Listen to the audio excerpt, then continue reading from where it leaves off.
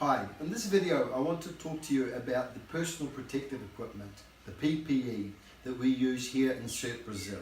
Now, everybody that does the CERT course requires a minimum of equipment that they will use throughout the course, and ideally they would have a kit to take home with them at the end of qualification. Now, it might be that we don't have the financial conditions to give them a kit.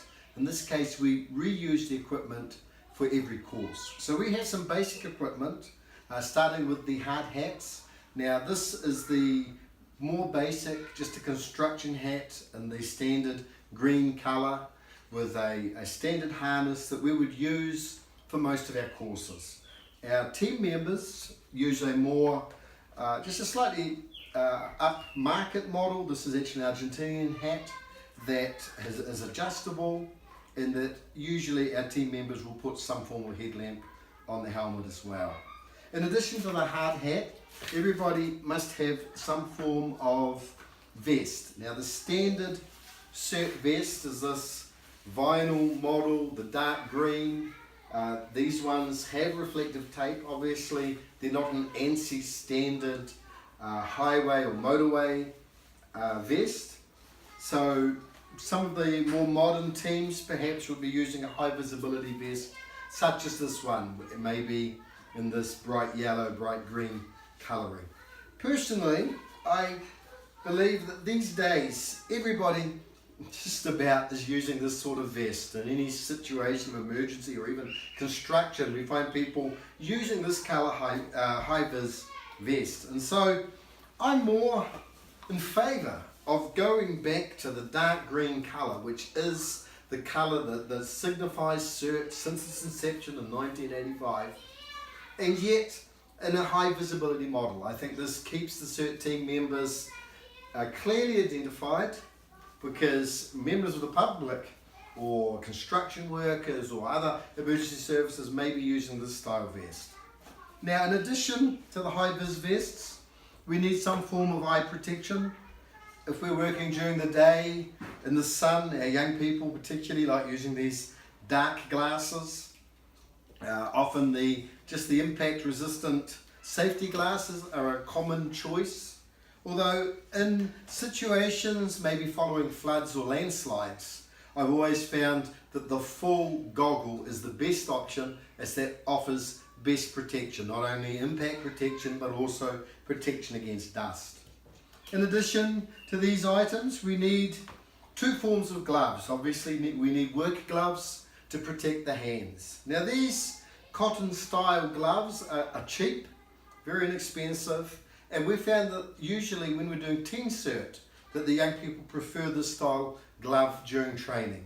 Obviously, we would recommend, if people are actually deploying, that they have a leather glove or maybe one of the more high-tech gloves that will actually protect them. Underneath the work glove, we want people to be using maybe a medical exam or surgical glove.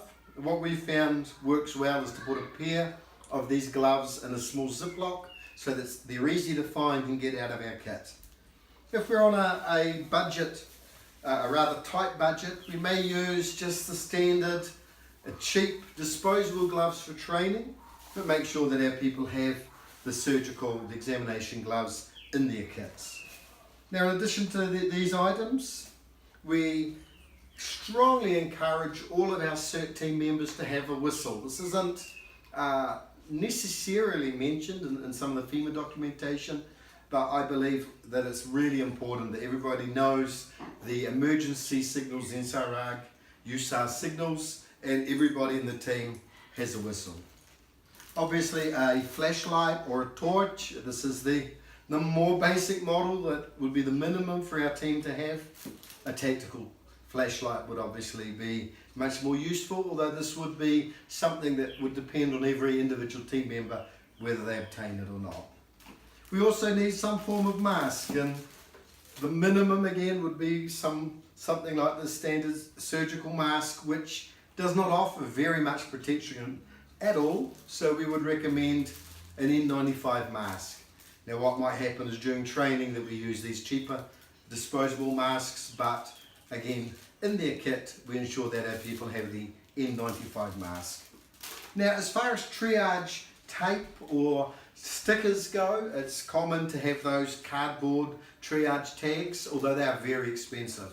So what we do is we just purchase simple tape in the appropriate colours.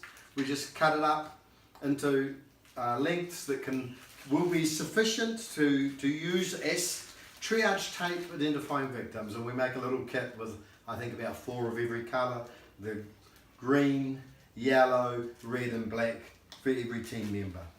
Now what we recommend is that our team members have a backpack that all the equipment is in, and then they can add other items, so maybe a raincoat, water bottle, and they can add to their own kits.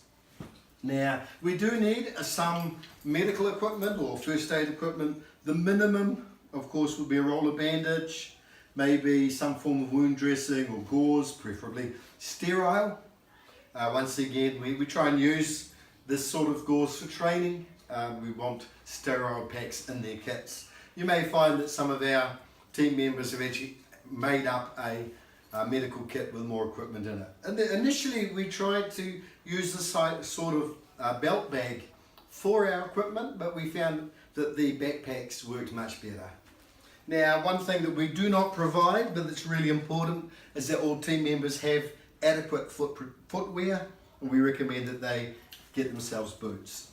Now that's the basic equipment. As I said, we can run a course just with just the basic equipment, the gloves, the hard hat, a vest, the glasses, the protective eyewear, and we can loan it to them throughout the course. But our objective is that if at all possible, team members have their own kit at home so they're always ready to respond.